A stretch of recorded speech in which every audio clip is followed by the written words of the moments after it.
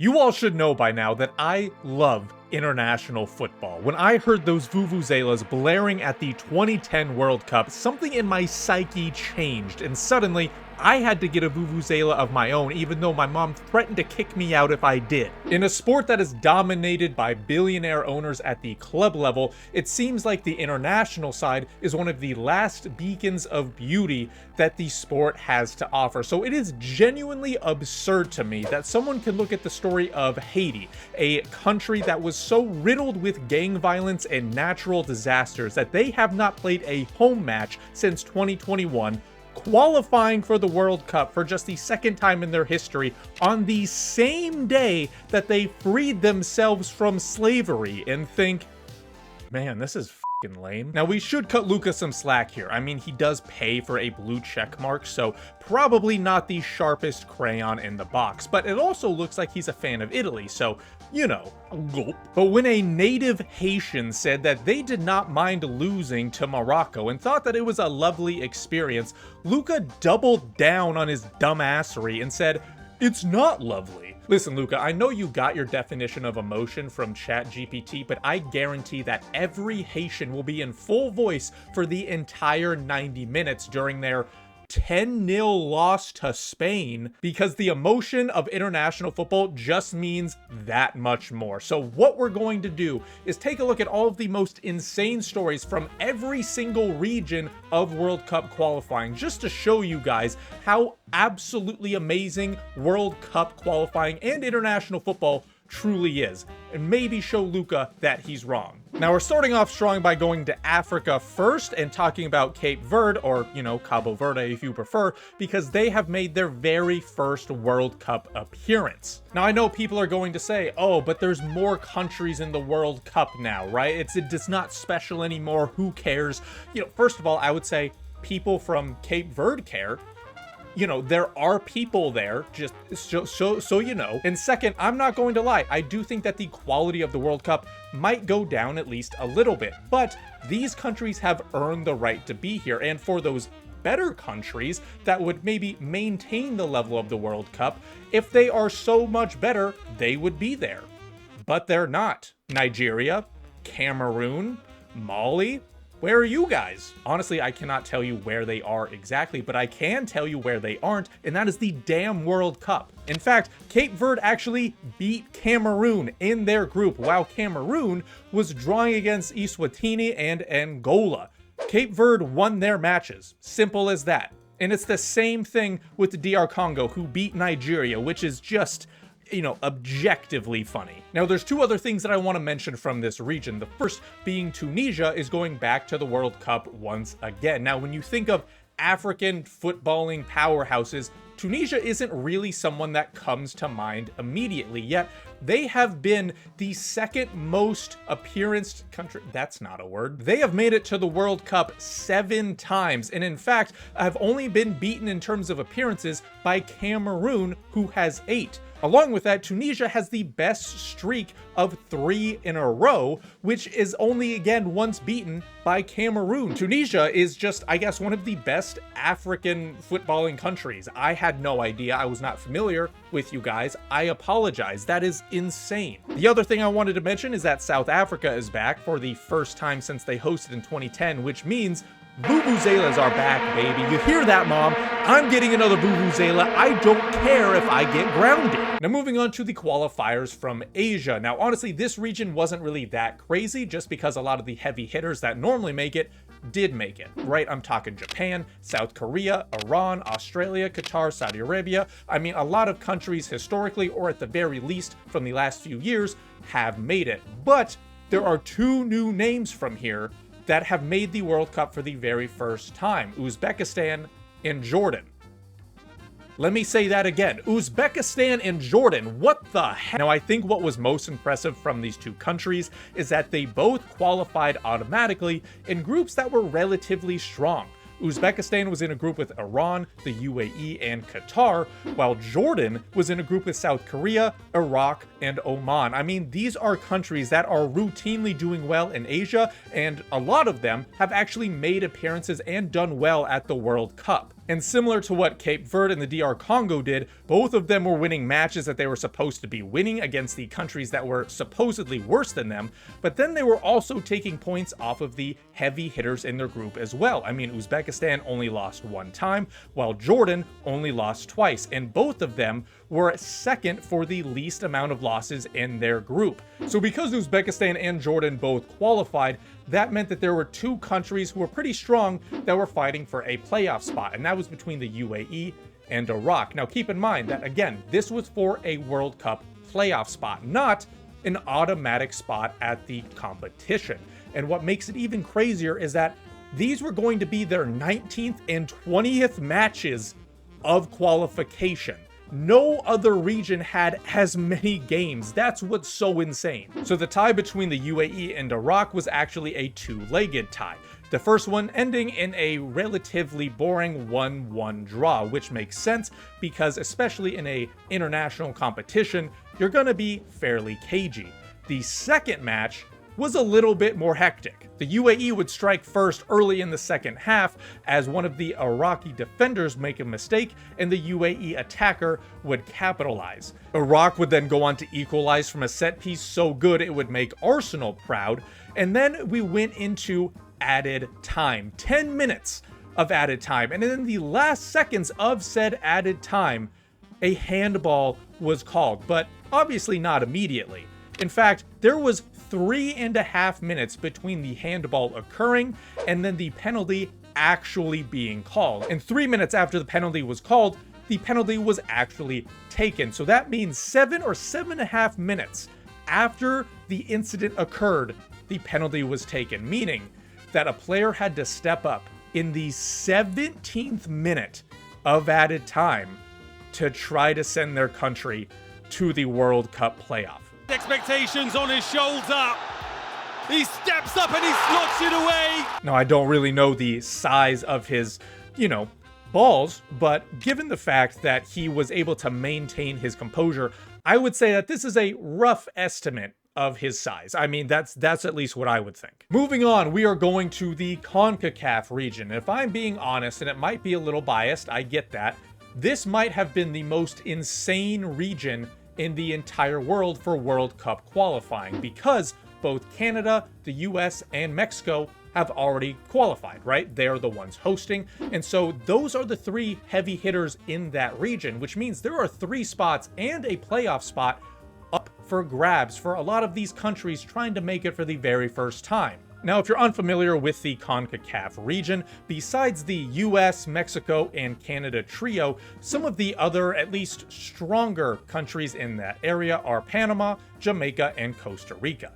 Now, Panama topped their group pretty easily, and if I'm being honest, they're probably, at least currently, the best country besides those big 3. Meanwhile, Jamaica in Group B has a pretty solid group of players, and surprisingly, a pretty good reputation for having really good goalkeepers from some reason. I don't really get why. And then there's Costa Rica in Group C, and again, they are not exactly strangers to the World Cup. And so that means the 3 strongest countries in this region, besides those big 3, are in separate groups, right? Panama Group A, Jamaica Group B, and Costa Rica Group C. Panama, like we said, already qualified pretty easily, so the same should probably happen to Jamaica and Costa Rica, right?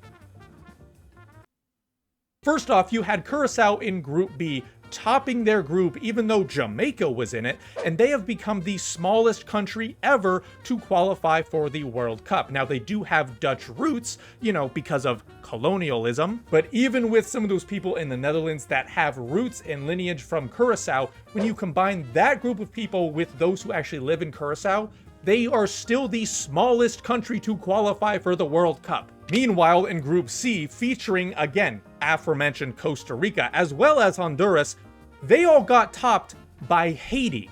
F***ing Haiti! Now, we already mentioned before how absolutely wild it was that Haiti qualified, especially under their circumstances, so I wanted to talk about the 2 countries in this region that are going to the playoff, one of which is, in fact, Jamaica, which makes sense. The other is Suriname. Now, to make a playoff spot from the Concacaf region, you had to be better than at least one other second place country. And so in second place from these groups were Suriname, Jamaica, and Honduras. Now, Jamaica pretty easily is going to be going through because they had 11 points, but Suriname and Honduras both had 9. They also both had the same goal difference of 3. And so that means it came down to goals scored. And so because Suriname had the superior goals scored with 9 compared to Honduras's 5, that means that they were going to the playoff. But it's worth mentioning how they got that equal goal difference to begin with, because Suriname was actually losing 3-0 in their final game to Guatemala. But then, in the 93rd minute, this happened. Vai pra lá, vai pra cá, levanta a cabeça, faz o cruzamento, toque contra! An absolutely absurd own goal from Guatemala meant that Suriname would then get to a goal difference of 3 compared to 2. If that own goal did not go in, Honduras would be the one that would be going to the World Cup playoff. It's also worth mentioning that Honduras had an absolutely catastrophic collapse because in their final 2 games of qualification, they lost to Nicaragua 2-0, which was Nicaragua's only win of this group, and then they drew 0-0 to Costa Rica. Absolutely insane collapse from the Hondurans. Now let's go ahead and talk about the qualification from Europe. Now, honestly, there was a decent amount of stories, or at the very least, things worth mentioning from this region, 2 of which we're going to go in more detail, but I wanted to mention a couple of the other things first, just kind of offhandedly. You had Ukraine beating Iceland to make the playoff on the final match day. You had Spain going on an absolutely insane run. You had Norway going on an even more insane run and having the best goal difference and winning every single one of their matches in qualification. Seriously, what the hell was that? You had Austria with a late equalizer to stay above Bosnia. You had Wales doing unspeakable things to North Macedonia to make a playoff, and then you had England actually getting very, very lucky to qualify, because think about it. If they did not score those 22 goals, they would have drawn every match and they would have missed qualification. So really very, very lucky from England. Now, the first story that we're going to go a little bit more in depth with was between Scotland and Denmark. Now, to put this in perspective, both of them should not have been in this position at all. Before the final match day where they both played each other, they had pretty bad results, with Scotland losing 3-2 to Greece, who was 3rd in their group, and then you had Denmark drawing 2-2 to Belarus, who finished last. If either of them had won those matches like they probably should have, it would have been an entirely different story. Nevertheless, Scotland went into this final match against Denmark with 10 points, while Denmark had 11, meaning Scotland needed to win, while Denmark just needed to not lose. Now, this match started off with a bang when Ibrahimovic Regen's Scott McTominay scored an absolute beauty of a goal with a bicycle in the 3rd minute to take an early lead. Later on in the match, Denmark would get a penalty, and Højlund, another example of Man United failing, would bury it to equalize. Now, disaster would then strike for Denmark, as just 5 minutes after the penalty, Christensen, who was already on a yellow, would get a second yellow, leaving Denmark to defend with just 10 players the rest of the match. Scotland would then take advantage, and in the 78th minute, Shankland, going against his name, would bury it in order to give Scotland the lead. But Denmark was not going to go down without a fight, as just 4 minutes after that, Dorgu would equalize for Denmark once again. But then for Scotland, in the 3rd minute of added time, a hero, both for club and country in that region, would take over and hit an absolute beauty. Kieran Tierney, Arsenal boy. But instead of just resting on their laurels, Scotland wanted to bury the match. And so instead, in the 98th minute of going to the corner flag, you know, like a little idiot, Kenny McLean hits an absolute stunner from midfield to seal the game. How do you not like this? How do you not, I don't get it. How do you not like this? Now, obviously, that's pretty tough to beat, right? A dramatic winner and then an absolute stunning goal to seal the victory for a country, right? That's pretty tough to beat. Except Ireland pretty much did that, and it was over the course of 3 matches, not just one. So with half of qualification over, Ireland found themselves tied for last, only 1 point from the first 3 matches, and they had an absolute mountain to climb in order to just try to make the playoff. Not only did they have to pretty much win every single one of their matches just to have a chance at the playoff, but they needed other countries, namely Hungary, to choke a little bit. But that is exactly what happened. First up for Ireland, they had to face Armenia. Now, this was a 1-0 win. It was nervy because it's just 1 goal, but they pretty much dominated throughout the match, so that's a good start at the very least. Next up though, Ireland had to play Portugal, the leaders of the group, and because Hungary had just beaten Armenia, it was pretty much clear that Ireland needed to win, or at the very, very least, they needed a draw. Now, a few things happened in this match, but just to start out, Ireland did in fact beat Portugal, 2-0 actually.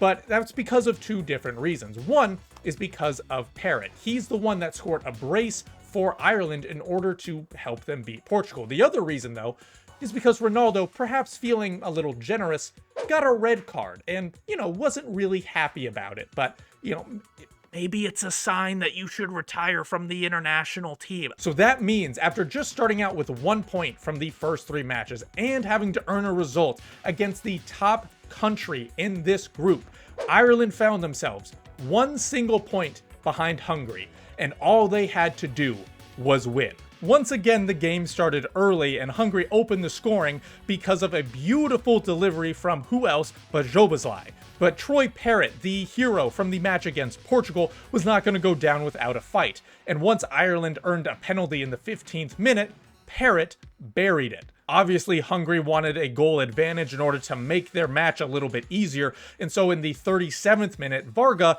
hit an absolute beauty from outside of the box, a stunning volley in the top corner to put Hungary back up in front. Because Ireland needed a win, they started the second half trying to score their goals, and after a disallowed goal from one of their players, Parrott would eventually equalize in the 80th minute. And then, in the 96th minute, in fact, a few seconds past when the game was supposed to end, you know what? No, let me just show you, actually. It's all on this from Queevy Kelleher. Scales is up after it. Scales wins the header. There's a chance! Yeah! Oh, there's the goal! There's the goal! That's Troy Parrott. That is unbelievable. He scored a hat-trick. And right at the death, Ireland have done it. MSG, you bastard. I know you did something to make this happen. I know you did. Moving on to the Oceania region, and, yeah, I mean, nothing crazy, honestly.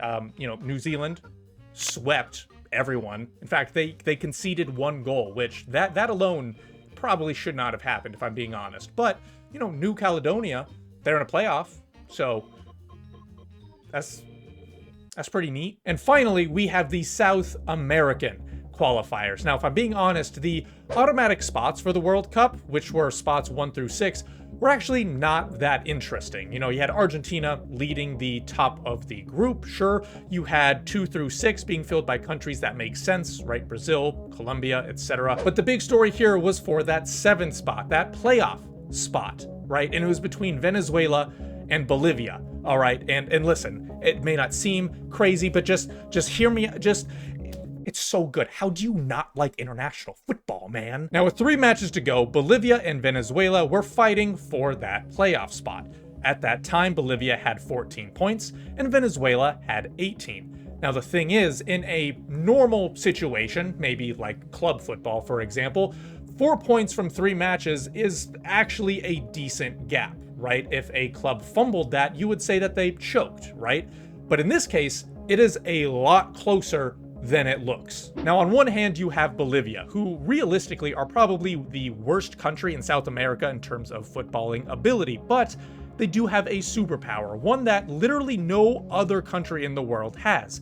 They play their matches at 13,500 feet of elevation, and that's 4,150 meters in elevation, okay? That's insane. And of those 3 matches they had left, 2 of them were at home. On the other side, you have Venezuela, who, yes, do have a 4-point lead, that is true, and yes, they're fighting for a spot against Bolivia, who probably is the worst at football, but their 3 matches were against countries in the top 4, specifically Uruguay, Argentina, and Colombia. So to start out, Bolivia beat Chile 2-0 at home, which is pretty easy, honestly, right? Easy for Bolivia because it's at home and because Chile is bad. Venezuela lost 2-0 to Uruguay. On the second to last match day, Bolivia played Colombia and lost 3-0, which makes sense because Colombia are good, and they played away, which means no superpower. However, Venezuela also lost, this time 3-0 to Argentina. And so that means it all comes down to the final match day. Bolivia playing at home against Brazil, and Venezuela playing at home against Colombia. Now, all Venezuela has to do is win to guarantee a playoff spot. And yes, I know, that's easier said than done. But this is for a World Cup spot, and they're the only South American country to never go to a World Cup. It starts out quickly with a third-minute goal for Venezuela to take the lead. Colombia equalized in the 10th minute, but Venezuela took it right back in the 12th. Suarez leveled the game once again right before halftime, however. So it was all to play for Venezuela. 2-2 at halftime. It's a draw, 45 minutes to make those World Cup dreams come true, or at the very least, keep them alive. Can Venezuela do...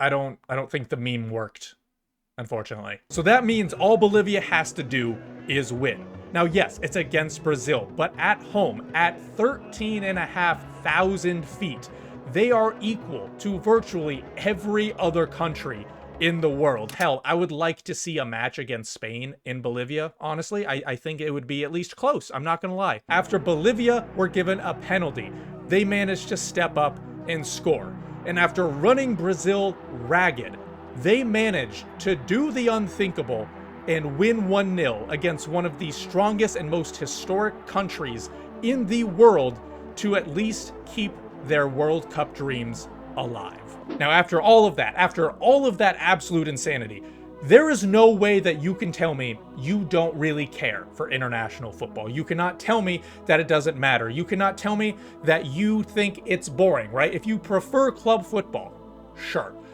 I disagree. I think international football is more hilarious, but that's just me. As long as you can at least respect international football, then we're good, all right? But I know some people won't because they're dumb, all right? I get it.